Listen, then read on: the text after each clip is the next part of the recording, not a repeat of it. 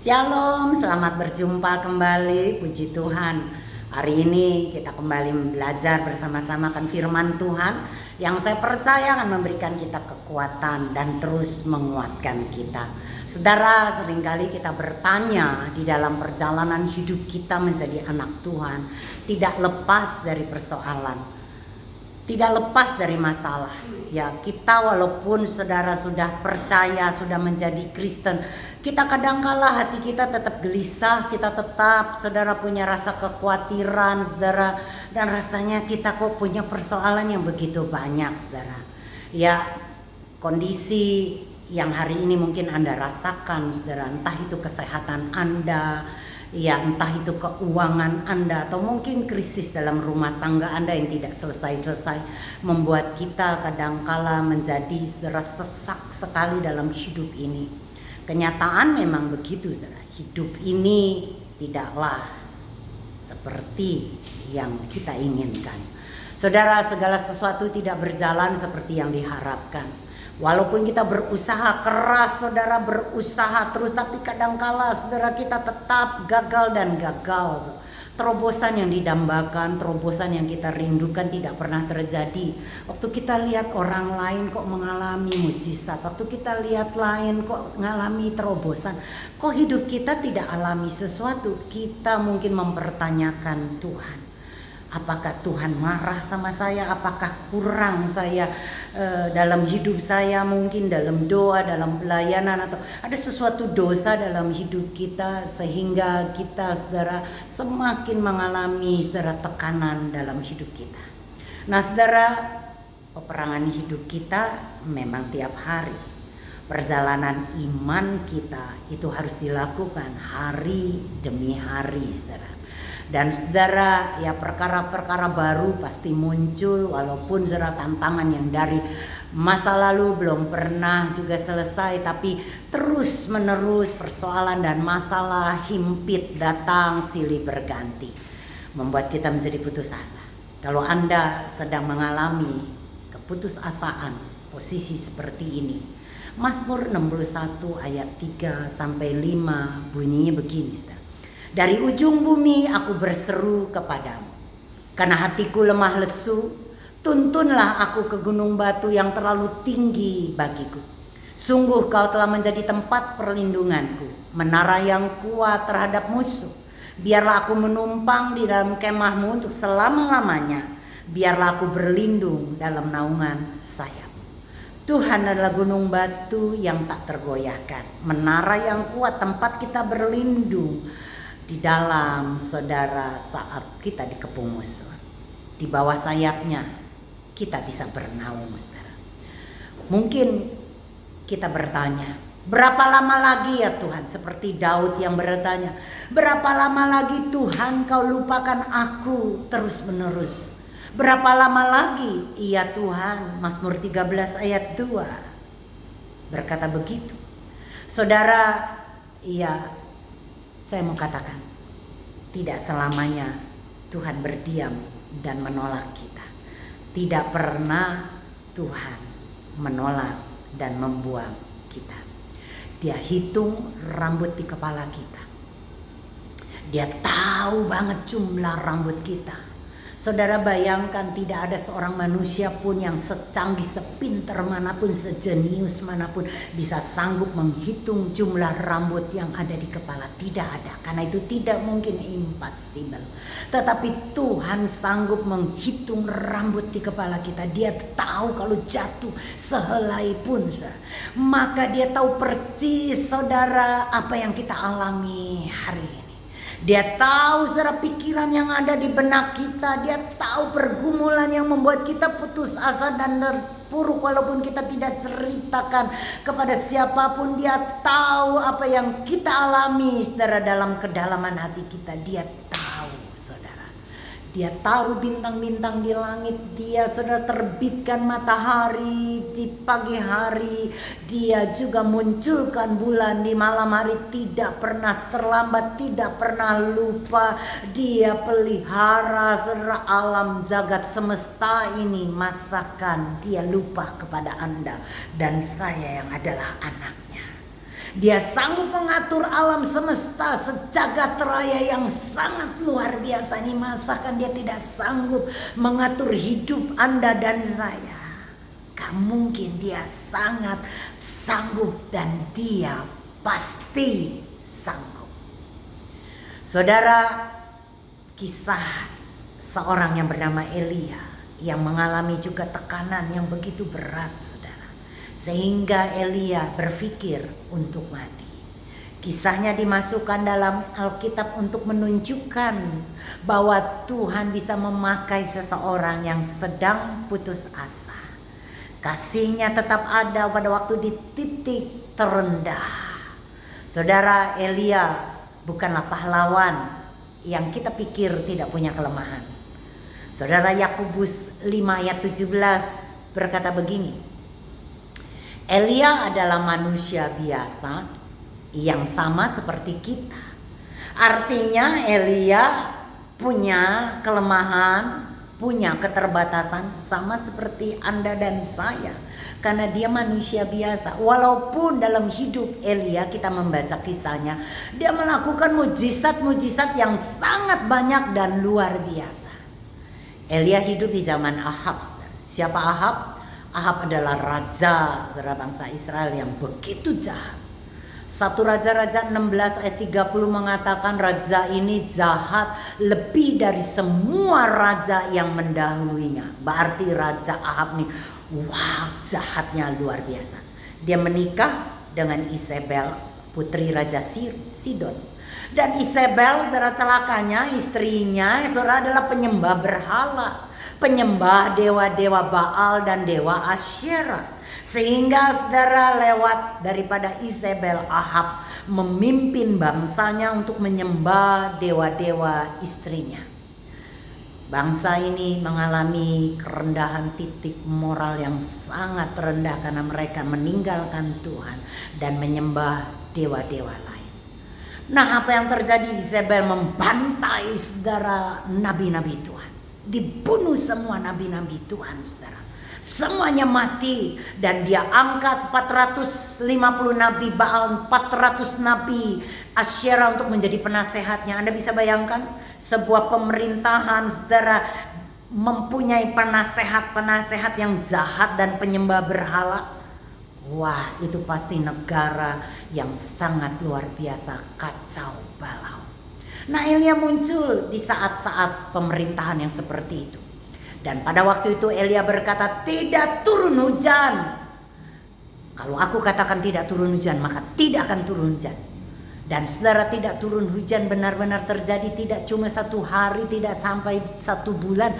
Tetapi Alkitab mencatat 3,5 tahun tidak turun hujan. Sampai 3,5 tahun Elia berkata kembali, turun hujan, baru hujan itu turun.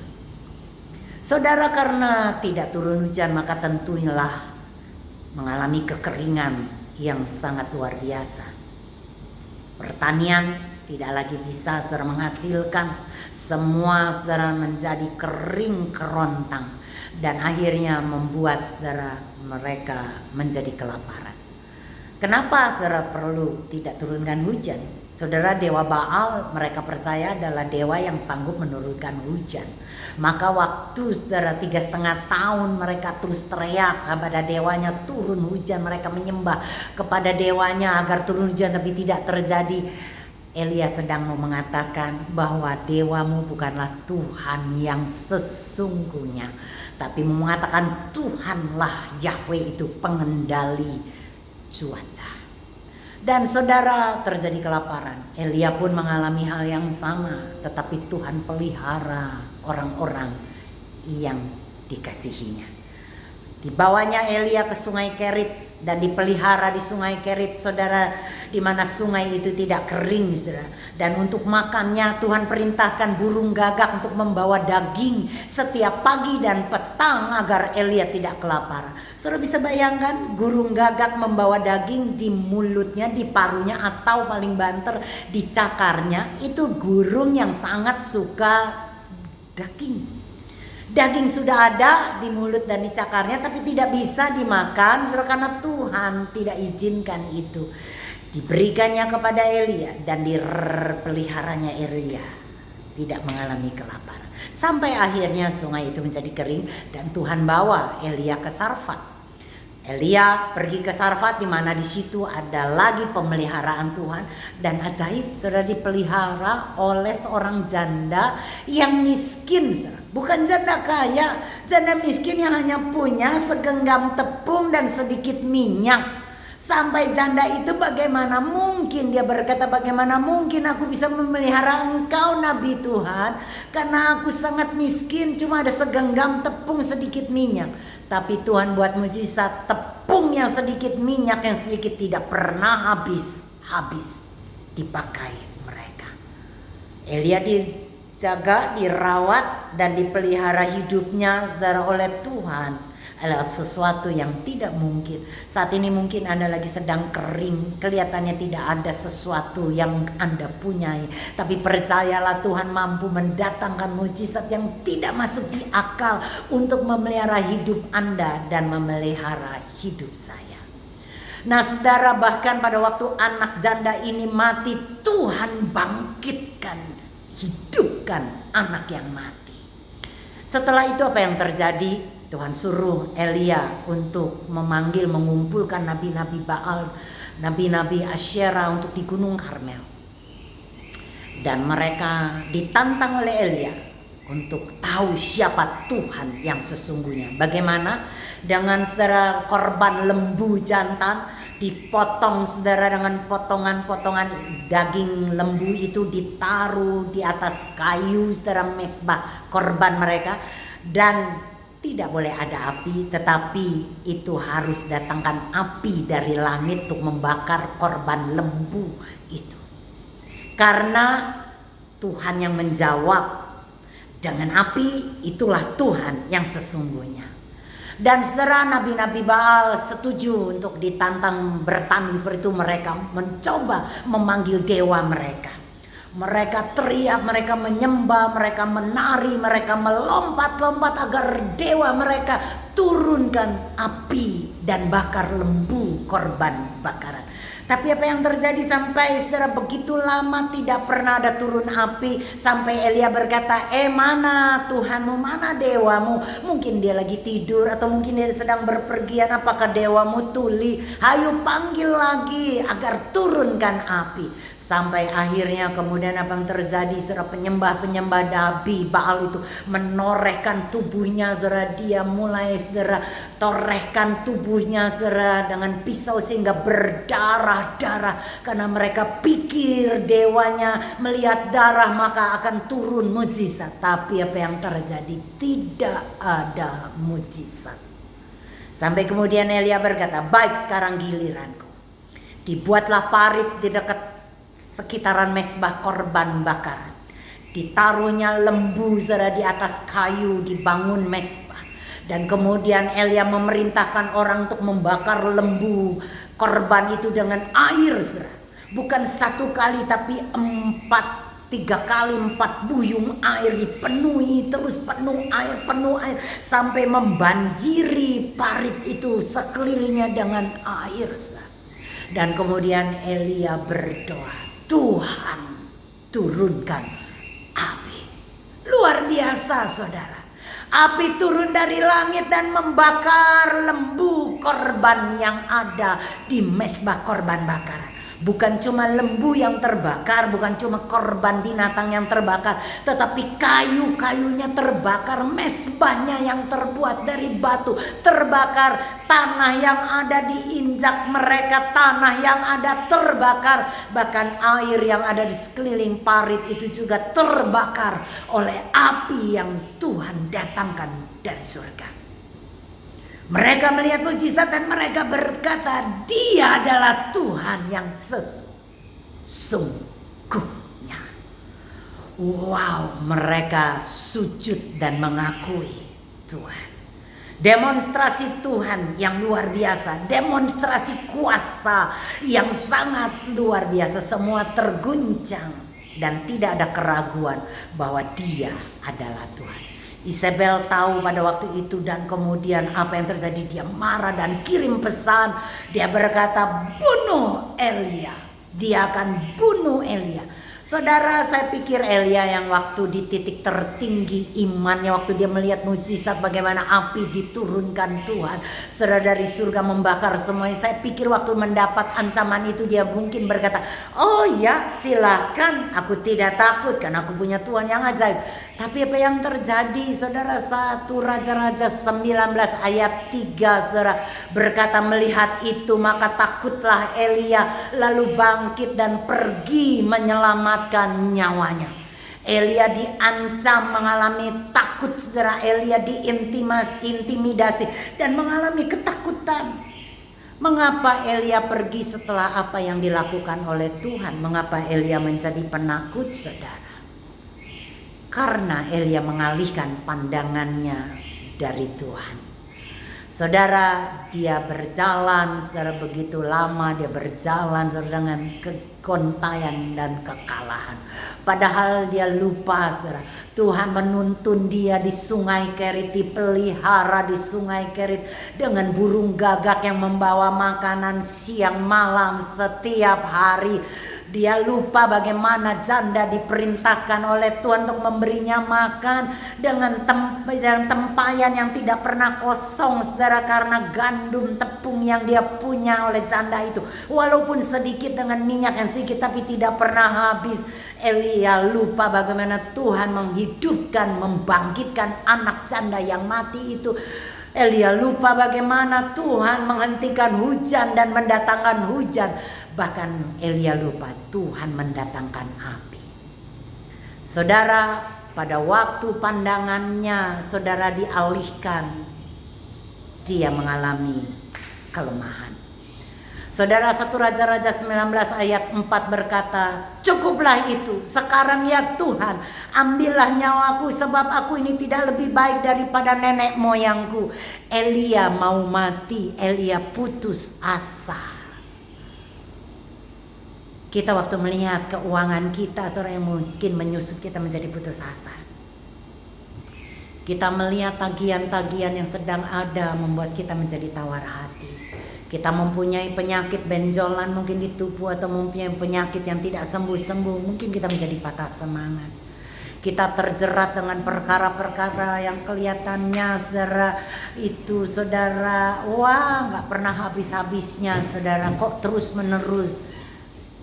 Kita tidak melihat pandangan kita kepada Tuhan, tapi kita melihat kepada masalah kita. Dan itulah yang membuat kita menjadi putus asa dan menyerah. Saudara, 1 Raja-Raja 19 ayat 5 mengatakan, tiba-tiba malaikat datang menyentuh Elia serta berkata kepadanya, bangunlah dan makanlah. Elia yang sedang terbaring karena putus asa dan saudara mengalami kelemahan, makan, dia bangun dan makan, tapi apa yang terjadi? Dia berbaring lagi. Malaikat datang untuk kedua kalinya dan menyuruh bangun, makan, sebab kalau tidak perjalananmu nanti terlalu jauh bagimu. Dan kemudian Elia bangun dan makan kembali, minum makanan dan minuman yang dari surga. Dan saudara, lewat makanan dan minuman itu dia dikuatkan untuk berjalan 40 hari 40 malam. Saudara, perjalanan hidup kita tidak tahu, mungkin masih jauh, bahkan terlalu jauh bagi kita. Anda perlu kekuatan dengan makan dan minum yang dari Tuhan. Saudara, makanan kita adalah Yesus Kristus, saudara.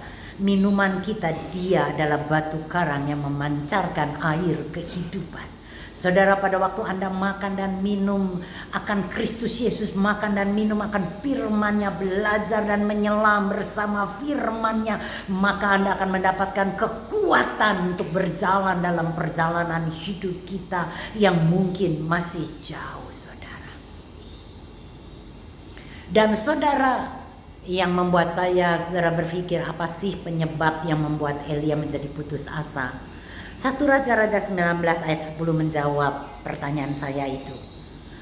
Ternyata Elia putus asa sampai mau mati. 1 Raja-Raja 19 ayat 10 dia berkata begini, hanya aku seorang dirilah yang masih hidup. Jadi artinya Pada waktu Elia melihat dirinya sendirian, dia merasa ditinggalkan, dia merasa sendirian, dia menjadi putus asa dan mau mati, saudara. Dia pikir dia berjuang sendirian, saudara. Iblis itu membuat kita dan membuat kita merasa diri terasing dan sendirian. Karena itulah, saudara, iblis menginginkan kita, saudara, terbelenggu, saudara, dengan perasaan kita yang merasa kita sendirian. Saudara, waktu kita mempunyai masalah, mungkin masalah kita tidak besar, masalah kita tidak terlalu berat, tapi pada waktu kita merasa ditinggalkan keluarga kita, merasa ditinggalkan istri, suami, anak kita menjadi stres. Karena kita menginginkan pada waktu kita mempunyai masalah, kita menginginkan keluarga, orang-orang yang di dekat kita mendukung dan mensupport kita. Pada waktu kita merasa kita tidak didukung, pada waktu kita merasa ditinggalkan, itulah yang membuat kita putus asa. Tetapi saudara tidak pernah sendirian walaupun mungkin suamimu meninggalkanmu. Anda tidak pernah sendirian walaupun mungkin istrimu meninggalkanmu, anak-anakmu meninggalkanmu, teman-temanmu, sahabatmu, keluargamu mungkin meninggalkanmu. Tapi Tuhan tidak pernah meninggalkanmu. Tuhan punya cara begitu banyak untuk tetap mensupport dan menopang engkau. Coba lihat, saudara, tanggapan seruan dari Elia. Tuhan tanggapi dengan 1 Raja-Raja pasal 19 ayat 16 dikatakan begini. Tapi aku akan meninggalkan 7.000 orang di Israel, yakni semua orang yang tidak sujud menyembah Baal dan yang mulutnya tidak mencium dia. Artinya Tuhan tidak sendirian. Elia, Tuhan katakan engkau tidak sendirian. Engkau tidak tahu sih, ada 7.000 orang yang masih menyertaimu, ada 7.000 orang yang tidak menyembah Baal. Memang Elia tidak melihatnya, tapi Tuhan sisakan, masih ada orang yang mendukung dan mensupport Elia. Sampai akhirnya kemudian, saudara, ya kita tahu, walaupun mungkin saat ini kita tidak melihat dengan mata kita, tidak kasat mata, saudara, ada malaikat-malaikat yang menyertai kita, ada orang-orang di belakang kita yang tidak tampil, yang tapi tetap mendoakan kita, yang mensupport dan mendukung kita. Haleluya, saudara, amin. Nah, saudara, ya seringkali kita inginkan, saudara, cari tanda spektakuler untuk memastikan Tuhan menyertai kita. Elia mencari, saudara, penyertaan Tuhan lewat gempa, lewat angin, atau lewat api. Pada waktu kemudian 1 Raja-Raja 19 ayat 11 sampai ke 12 mengatakan itu. Tuhan tidak ada di gempa, Tuhan tidak ada di angin, bahkan Tuhan tidak ada di api, tapi Tuhan ada di suara sepoi-sepoi. Kadangkala kita tidak melihat demonstrasi Tuhan yang spektakuler, tapi dia tetap ada di dalam keheningan, dalam kesepoi-sepoian, suaranya tetap ada. Saudara, itulah gunanya kita perlu bersaat teduh untuk mendengarkan dia, menarik diri dari semua kesibukan, saudara, untuk mencari Tuhan, bukanlah di tengah mujizat, di tengah glamornya dunia, tapi mungkin di saat teduh di malam hari, di mana engkau merasa sendirian, di situ Tuhan tetap ada. Nah, saudara, ya pada waktu saat kekhawatiran menghimpit kita bisa menumpahkan keluh kesah kita kepada Tuhan. Tidak perlu, saudara, dengan doa-doa yang sempurna, saudara, dan mengikuti rumus-rumus tertentu untuk bisa berbicara kepada Tuhan. Kita bisa bercakap-cakap dengan Tuhan seperti dengan seorang sahabat, saudara. Curahkan segala kekhawatiran kita kepadanya karena Dialah yang mempedulikan Anda. Katakan saja dengan sederhana doa Anda kepadanya, karena Dia yang mengerti dan peduli kepada Anda. Saudara, tidak butuh iman yang besar untuk memindahkan gunung, saudara. Bahkan mungkin Anda berkata, iman kecil pun aku tidak punya saat ini, bagaimana bisa pindahkan gunung? Persoalanku karena iman sekecil, sekalipun kecil, aku tidak punya hari ini, Bu. Saya mau katakan, saudara, walaupun Anda tidak punya iman sedikit pun, Tuhan tetap punya dan ada untuk Anda.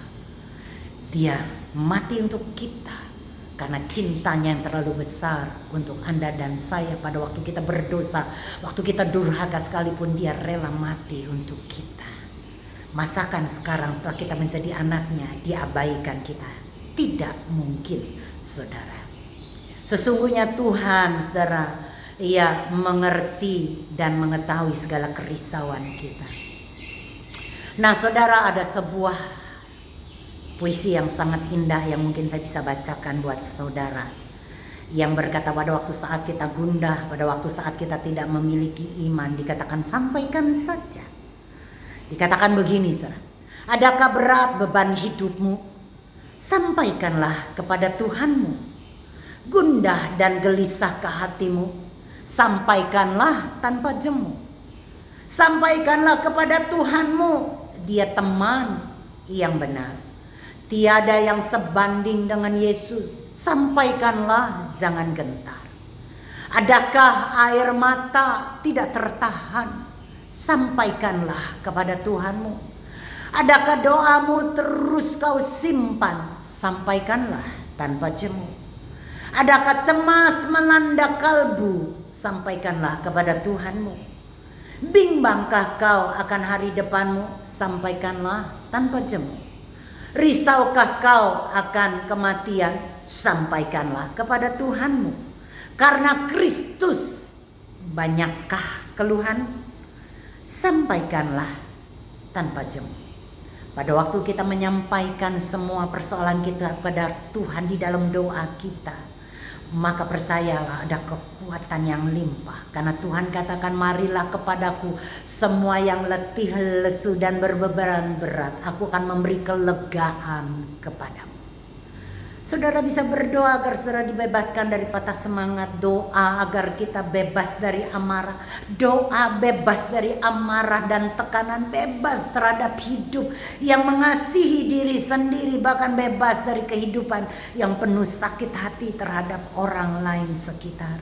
Ketahuilah bahwa kita dikasihi. Ketahuilah bahwa sekalipun masalah yang ada akibat perbuatan kita sekalipun, saudara, dia tidak pernah tinggalkan kita. Dia selalu beserta kita. Setiap kita mengalami patah semangat, cerita kepada dia. Setiap kali kita terpuruk, cerita kepada dia. Karena dia sahabat kita yang luar biasa. Saat kita mulai belajar menyerahkan kerisauan kita, kita mulai menjalani perjalanan hidup yang berserah.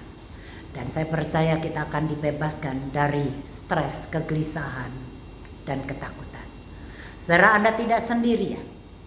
Tuhan Yesus menyertai Anda. Kita berjalan di dalam perjalanan yang tidak menentu, yang kita tidak tahu berapa lama lagi. Tetapi yang pasti saya tahu, dia selalu ada menyertai kita. Amin, saudara. Mari kita mau berdoa. Bapa yang kami kasihi di dalam Kristus Yesus, kami bersyukur hari ini. Biarlah anugerah-Mu, kasih karunia-Mu, damai sejahtera-Mu, Shalom-Mu tetap ada. Hari ini kami mendengarkan firman bahwa kami tidak sendirian. Kami tidak lagi menjadi takut. Kami tidak berjalan sendirian. Kami disertai Tuhan. Dan Engkau sanggup menghibur kami dengan segala cara-Mu. Engkau sanggup memelihara hidup kami dengan mujizat yang tidak masuk di akal sekalipun. Engkau sanggup dan sediakan buat kami. Kami berdoa khusus untuk bangsa kami Indonesia. Kami berdoa khusus buat semua orang yang sedang mengalami masalah. Biarlah Tuhan yang melimpahkan akan kekuatan, kesehatan buat kami. Terima kasih Bapak, di dalam satu nama, yaitu nama Yesus. Shalom bagi Anda semua. Haleluya. Amin.